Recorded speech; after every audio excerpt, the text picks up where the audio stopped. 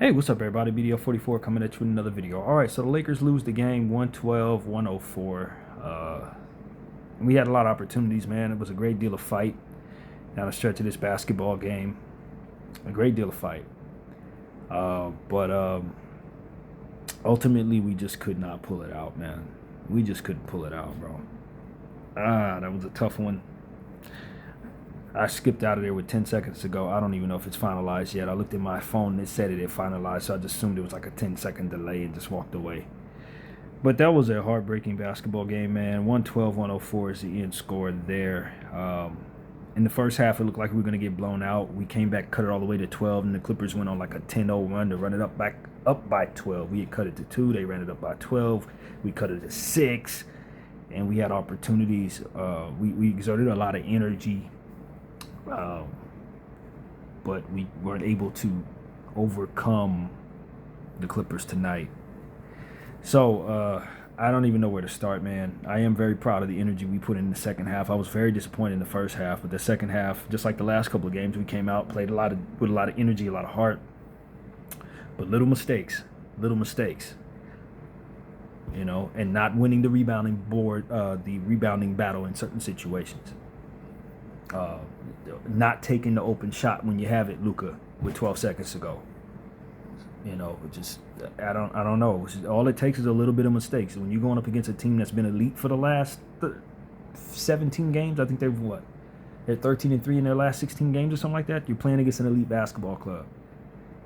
All it takes is little mistakes that can cost you the basketball game. And so let's get into it, man. The Lakers shot 45% from the field, 40-88. The Clippers shot 48% from the field, 40-84. The Clippers shot 39% from 3, 12-31, and the Lakers 11-33 for 33% from 3. That's 13-18 from the free throw line for 72%, 20 of 21. That was the Lakers. Clippers 20 of 21 for 95% from the line, man. They hit their free throws, we didn't. That's the thing. Clippers killed us on the boards, 49-34, 13 offensive rebounds for the Clippers, 6 for the Lakers, 23 assists for the Clippers, 24 for the Lakers, 8 steals for the Clippers, 14 steals for the Lakers. We like that. 8 blocks for the Lakers, none for the Clippers. 10 turnovers for the Lakers, 8 points conceded off of those. We took care of the ball. The Clippers had 20 turnovers, 17 points conceded off of those. You hate losing games like this, man. With this type of stuff going on, with the turnovers and the steals and the blocks, you destroyed them in some key areas. Fast break points, 13 for the Lakers, 12 for the Clippers. Points in the paint, 52 for the Lakers, 42 for the Clippers. We beat these guys in a lot of key areas, y'all.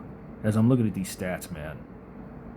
But we couldn't beat them on the glass. And the glass with second and third chance opportunities is really what tells the story there. Largest lead of the game for the Lakers was 4. The largest lead of the game for the Clippers was 26. We overcame a 26-point lead, cut it all the way to 2. And couldn't close the deal, man. Just very, very heartbreaking, man. 86% from of the time the Clippers led, 11% of the time the Lakers led. You knew you'd be frustrated at the end of this basketball game at halftime if we lost, but you didn't know what journey you were about to go on. You didn't realize that you were going to overcome the entire deficit and still lose the game. It makes it a different kind of unhappy, And you played hard in the second half. Guys were giving it their all. And it was very small margin of error that ultimately lost you this basketball game. You had to play perfect ball. Not only because of the hole that you dug in, but because of just how good the Clippers ultimately played themselves. So we'll start with the winners. Kawhi Leonard, 25 minutes, 24 points, 9 of 19 from the field, 3 of 7 from 3, 3 from the free throw line, 5 rebounds, 4 assists, 2 turnovers, 1 steal, -1.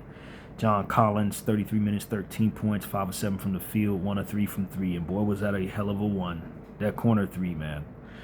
Wow. 2 of 2 from the free throw line, 5 rebounds, 1 assist, 1 turnover, 1 offensive board, +16.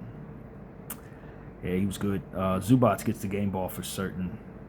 I knew the big Zubac game was coming. I told y'all in the pregame video he was going to get us. I had been expecting the big Zubac game to come, but it never did, and I knew it was on the way. Came today.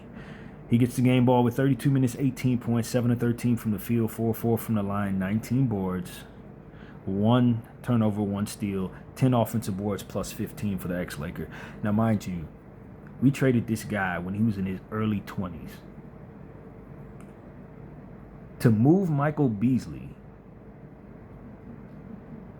Essentially what it was. Now, I look back on it, Michael Beasley had gotten into it somehow with the Lakers, somebody, and it was a trade deadline, and they were going to have to get off Michael Beasley one way or another. And so they added Zubac to the trade and brought back Mike Muscala. That is still, in my opinion, the worst trade in NBA history. I understand the Luka trade. That's a whole nother story. Rudy Gobert, that trade was crazy. Obviously, you look at Paul George's trade that from the OKC Thunder. That was nuts. But I can't think of a trade that was more unreasonable than us giving our rivals down the hall Ivica Zubac before his prime even started for something that we never even used. Something that could never actually do anything for you. And you see where he's at probably 7-8 years down the road, and he's doing this to us. And he's still in his prime. It's just, that to me was the worst trade in Laker history, if not NBA history, definitely Laker history. And Zubac made us pay for it with 10 offensive boards tonight. We didn't have an answer. It was the difference. Him getting 10 offensive rebounds truly was the difference. It was the boards that we ultimately lost in. We won most of the other categories. And it was him killing us on the glass, winning the 50-50 battles between himself and Vanderbilt time and time again down the stretch of that basketball game. I have a hard time forgiving the Lakers. Who was it? Magic Johnson who decided to do this? I have a hard time forgiving you for this, Magic. Trading Zubac, and you see how much of a trouble we've had trying to find a legitimate center all this damn time. And I'm looking at this guy who is my youngin' continue to ball out for a team that's never going to give him a championship because of who they are and what they're useless in regards to. When it really matters, they ain't never going to do nothing. And he could have been doing this for us for the last 7 years. He was a fan favorite and everything. Everybody loves Zubac, and you got this going on. Never forget Magic for that. James Harden, 37 minutes, 18 points, 6 of 21 from the field, 2 of 6 from 3, 4 of 4 from the line, 7 rebounds, 10 assists, 7 turnovers, 2 steals, plus 13, 1 offensive board there. Dunn, 29 minutes, 4 points, 2 of 4 from the field, 0 of 2 from 3, 2 rebounds, 3 assists, 1 steal, plus 10. Nick Batum, 0 of 3 from both the 3 and field, 2 rebounds, 1 assist, 1 steal, 1 turnover, minus 7. Brook Lopez, 15 minutes, 10 points, 4 of 6 from the field, 2 of 4 from 3, 2 rebounds, 2 assists, 1 turnover, minus 9. Jordan Miller, 25 minutes, 14 points, 3 of 5 from the field, 1 of 2 from 3, 7 of 8 from the line, 3 rebounds, 1 assist, 3 turnovers, 1 steal, minus 8. And Kobe Sanders, 24 minutes, 11 points, 4 of 6 from the field, 3 of 4 from 3, 4 rebounds, 1 assist, 2 turnover, 1 steal, plus 3. Miller and Sanders are developing very well, man. I got to give the Clippers credit. Those two players, they really look good out there, man. They really do. They gave us hell tonight. And I think both of them should probably be starting over Chris Dunn. I really believe that. The Lakers.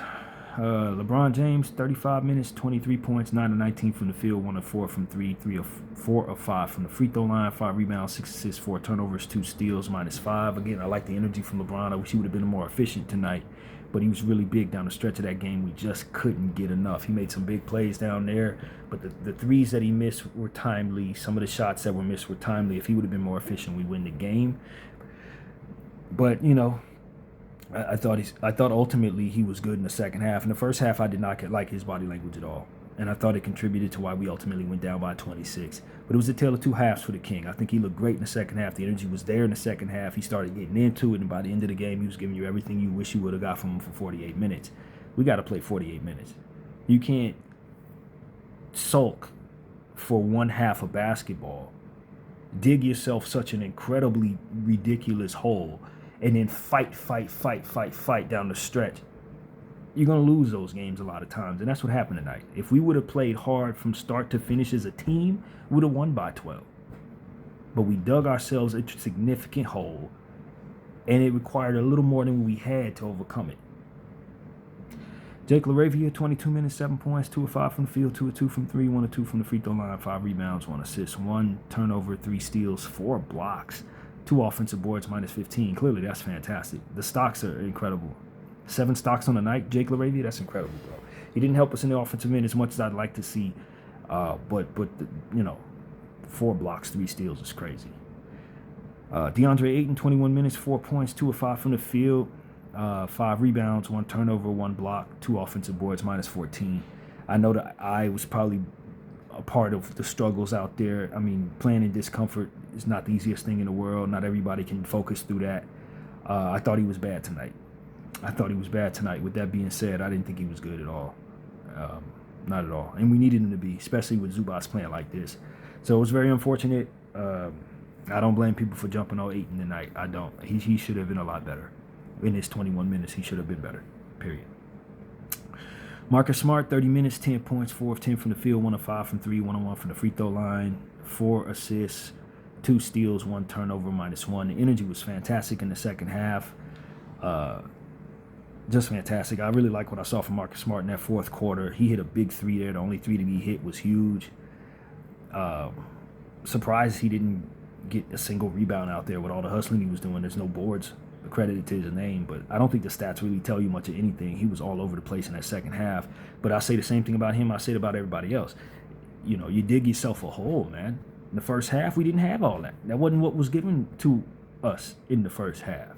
That was what was given us to us in the second half. Everybody played hard after the third quarter, but we didn't have that energy in the first half. In the first half, our energy was bad, and I think a lot of people contributed to that.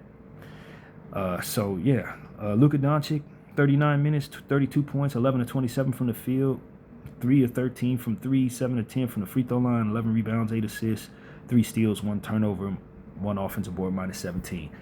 The hesitancy down the stretch of that basketball game. I don't know if you win the game if he hits that shot, but a superstar like him cannot hesitate. I know he probably saw someone in his peripherals, maybe thought they were going to contest it, but you were too open not to take the shot. You're too Luka not to take that shot. And that's kind of what comes to mind immediately. Like, how do you not take that shot? Not even attempt it? We're down by 6 with like 30 seconds to go, and you let time run off the clock for us to work the ball around for something that didn't even manifest. I mean, you have to take the shot, bro. You're a superstar. You got to take the shot. 3 of 13 from 3 is bad. 1 of turnover is excellent. 7 of 10 from the free throw line is fair. I can live with that. So overall, he failed in one of the 3 categories that we judge him by. But, overall, I thought Luka was okay. But the 3 steals is great. The big shot that he hit off of the, it was like a strange angle where he was on 1 foot. He hit a 3. I thought that was awesome. I thought we could have went to him more down the stretch in certain situations. I think we were running things through LeBron. It was working, but I don't like seeing as many consecutive clutch possessions without Luka getting touches. I don't really ever want to see that. But you can't not attempt a wide open 3 in that situation. If you're gonna be the superstar of the Lakers, that can't happen. However it manifests, however, whatever, you have to take that shot. There's no way you don't take that shot. Rui Hachimura, 28 minutes, 12 points, 5 of 11 from the field, 2 of 7 from the 3, 3 rebounds, 2 assists, 1 turnover, 1 block, plus 6. I'm going to be honest. I didn't like Rui being checked into the basketball game down the stretch of this one. I didn't like it. I thought this was a high-energy game with nothing but energy that's making things happen, and Rui Hachimura is a player that is known for being slow of foot. And if he's not hitting shots, he's not helping you in other areas. This is a 50-50 ball game. This is where you have Vanderbilt and Marcus Smart and Jake LaRavia doing all types of stuff that gives you energy. You don't check Rui Hachimura into this basketball game down the stretch with it being that DNA to the game. I thought it was terrible. A terrible check-in, and it didn't work. Rui missed the key shot that would have cut it to 3. Rui fouled Zubac under the basket on a clutch play that ultimately they called a foul on. If he doesn't push that man in the back on the rebound, we're going the other way. On that specific play, we're going the other way. That was a fast break that would have probably cut the game to like 2. Instead, it's a swing because Rui, with all of his lacking in actual athleticism and energy, decides to push Zubac in the back just enough for Zubac to sell it, And Zubac's now going to the line. I mean, he hurt us on both sides of the floor in the final minute of the game when we're trying to get back in it. He should never been checked in. And so I just thought that was, the margin for error for our team was very marginal. It was very small. And these are the type of mistakes that we make that ultimately kept us from winning this basketball game. That should have never been Rui Hachimura. Drew Timme was giving you that energy. Jake LaRavia was giving you that energy. That should have been one of those two people. It shouldn't have been Rui. And I know Rui just won a game at the buzzer against the Toronto Raptors. I get that. I don't think that most games you say that about Rui. Don't check him in down the stretch. That's not what I'm saying. I'm saying in this game, when you consider what we did to get back into it, he's the wrong button to press for this game. Under these circumstances, that needs to be an energy guy. So I just thought that the coach did the wrong thing, and we suffered. We suffered the loss. That probably wouldn't have come if he would have did the right thing, whatever that looked like. Jared Vanderbilt, 22 minutes, 7 points, 3 of 5 from the field, 1 of 1 from 3, 1 rebound, 2 assists, 4 steals, 1 block, plus 16. The energy was infectious. I thought a lot of it was empty energy, if I'm being completely frank with you guys. He was just getting out of, what's the word? The players he was going against were more efficient. He was exerting a lot of energy, and that energy was infectious, so it was helpful, but it wasn't amounting to much in a lot of situations. He walked away with 1 board. He was fighting for like 8 boards. He didn't get any of them, but he managed to pick up fouls. He managed to fall all over the ground. He created a lot of chaos, but it didn't really amount to much anything. And that's been my problem with Vanderbilt. It's just like, I need more production. I love energy players like him, but if it's just empty energy where he's just falling all over the floor and nothing's really going your way, and then you pass him the ball on the offensive end and nothing good happens because he's not really offensively talented, it just becomes a situation where it's like empty. It's empty. I didn't think he was fully empty tonight. He was a plus 16. The 4 steals were amazing. The defensive energy was great, and it helped us get back in the game. But when it was time for us to get the key board, he was getting outboarded. When it was time for us to make sure that we secure the situation, he's fouling somebody. When we need to secure something on the offensive end, get an easy layup, he's passing out. Like that type of stuff, it's where this margin of error really becomes a thing. Where you got a guy out there who's giving you so much, but not enough. And he was giving us a lot of energy, but it amounted to 7 points, 1 rebound, 2 assists, 4 steals, and 1 block. The stocks are great, but where are the boards? Because that's where we're getting killed. And he was trying, but he wasn't getting none of them. And it showed down the stretch of that basketball game. Drew Timme, 10 minutes, 1 rebound, 1 assist, plus 4. I love the energy out there. We didn't get him any looks. He's a scorer, right? So if you're going to put him on the floor and you're not going to give him his looks, what is he down there for? It's the same thing I say about Rui. You got to give him his touches. I like that he was a part of a unit that was giving us energy, and I like that he was doing a lot of that Vanderbilt stuff, exerting energy, exerting effort, scrambling, flying all over the place, falling on the ground. I like the effort that Drew gave me, but I know better than to put him out there if he's not going to be looking to take shots. He's an instant offense. So that he has no attempts in 10 minutes, something's wrong there. What are we doing? Jackson Hayes, 17 minutes, 6 points, 3 of 4 from the field, 2 rebounds, 1 turnover, 1 block, -4.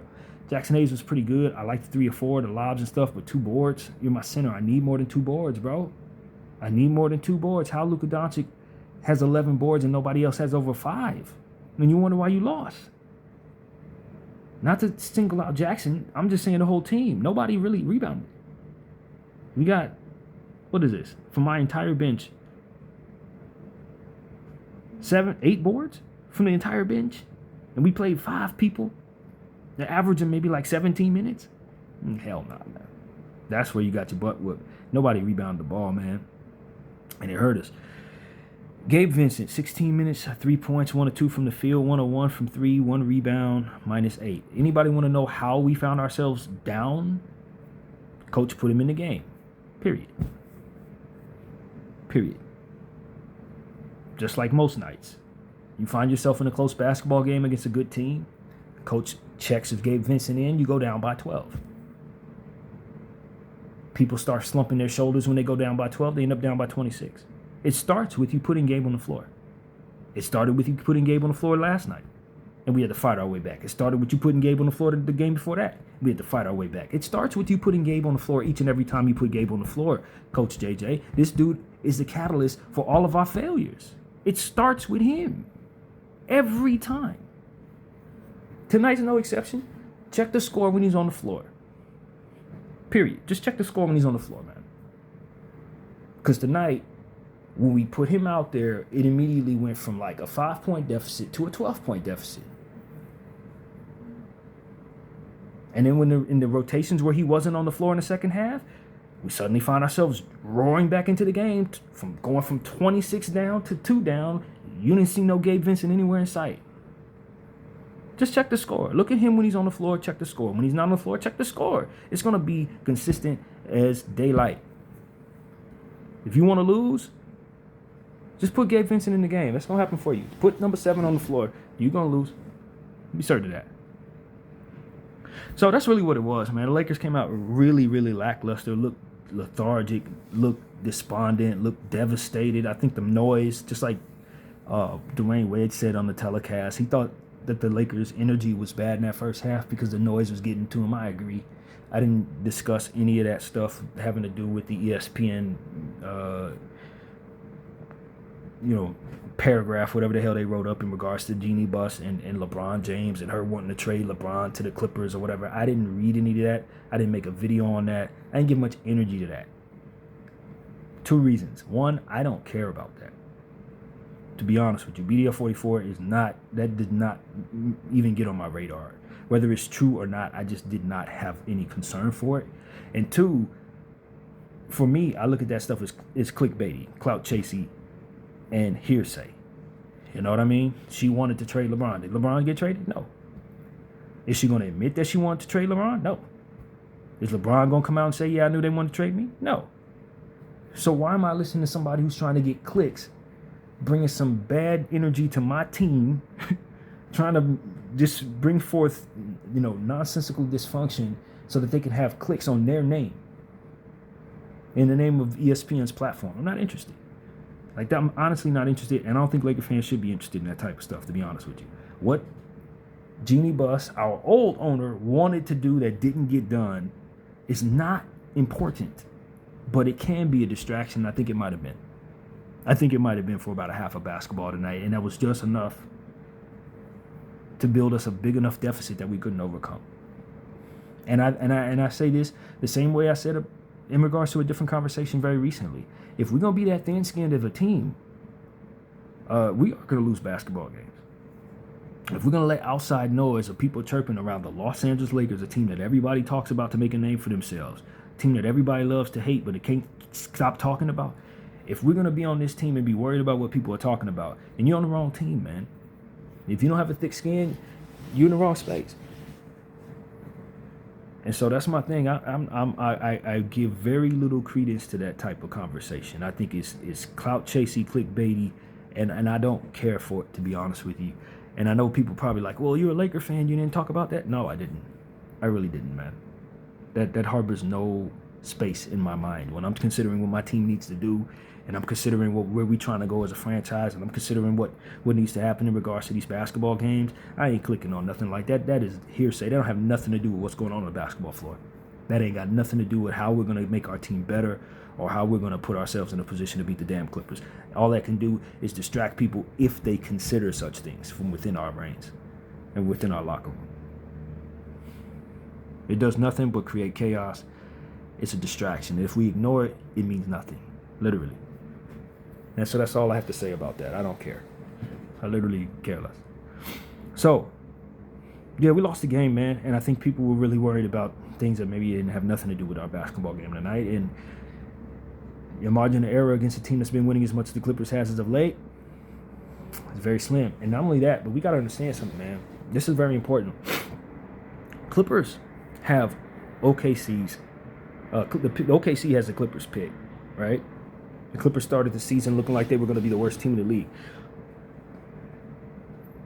There is a vested interest amongst 31 teams that the Clippers don't suck. So this little winning streak that they've been on, these last 2 winning streaks they've been on, I don't know if that's organic. I'm willing to bet there are teams who have been very comfortable with the Clippers beating them as a collective effort to assure that the OKC Thunder don't get a first overall pick in the next draft.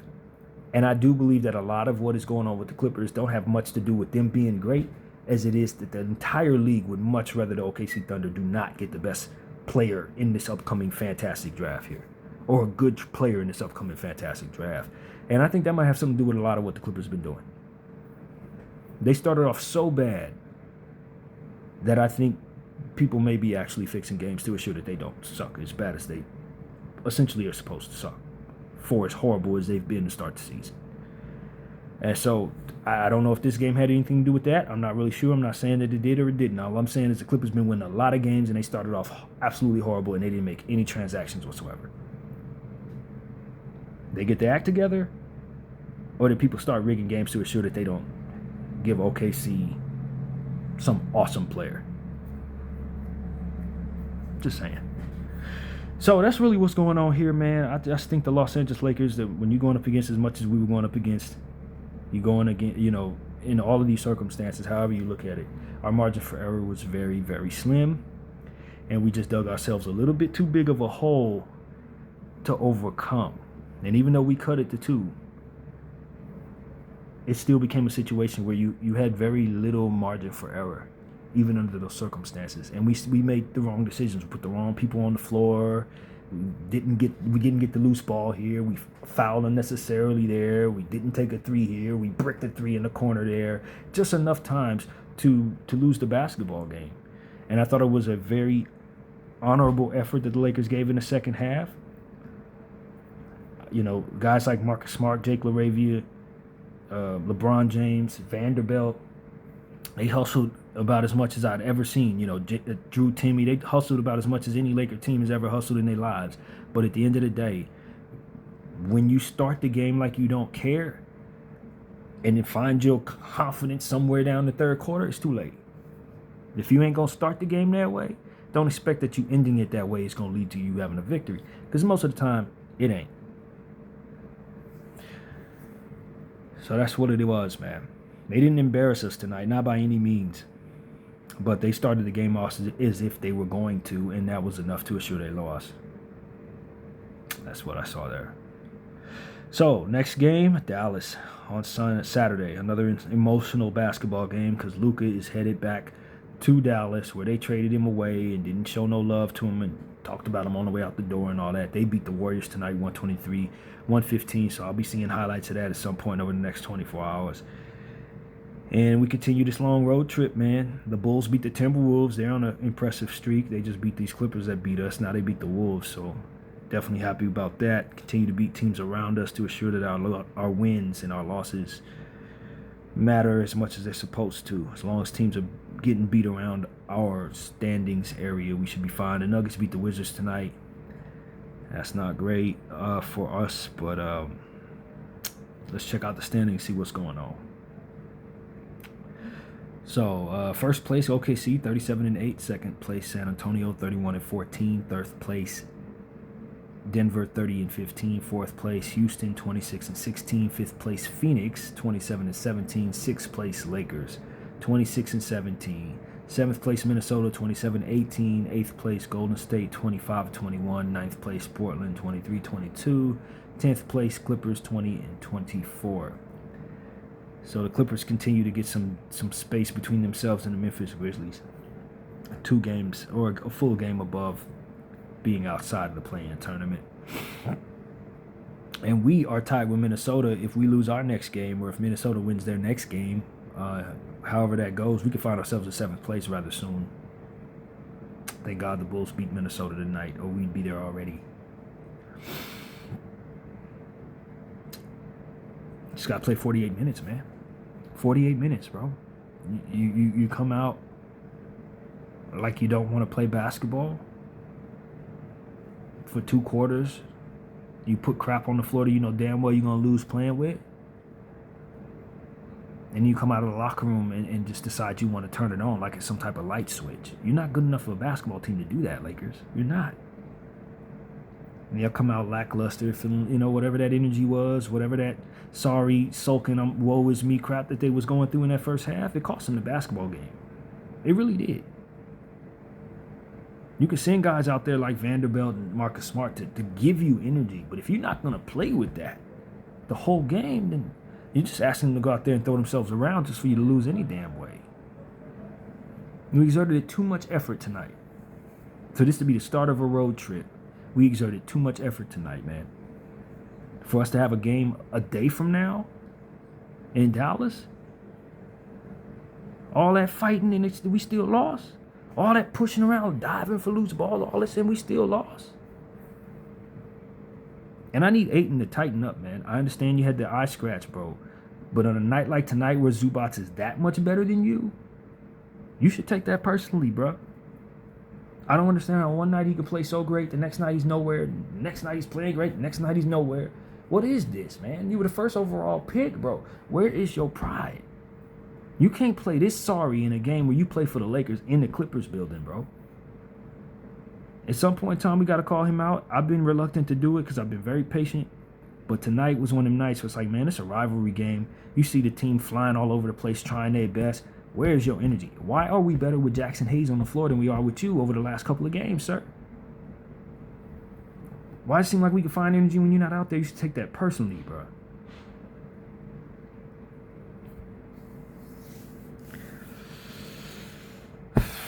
Good fight, man. But I would be I would be lying if I said I wasn't very upset because I just think this team is just not.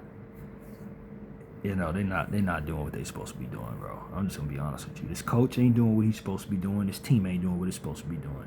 I like what I saw in the second half of all these games, but the first half, especially the second quarter when we put Gabe on the floor, it really digs us a hole that we need to stop allowing to be possible. And if I'm really angry at anybody, it's once again my coach, because he's steadfast on his rotations, like he can't audible out of these things that don't work.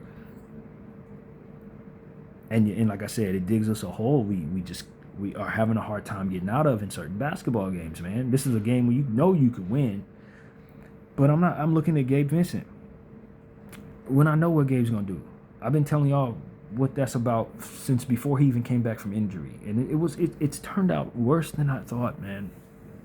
For all of my fears and anticipation of what Gabe Vincent was going to be, it actually became worse than that. I didn't put enough of an emphasis on just how toxic his minutes are for our basketball team, and yet again we don't win. BDL 44, I thank you all for watching.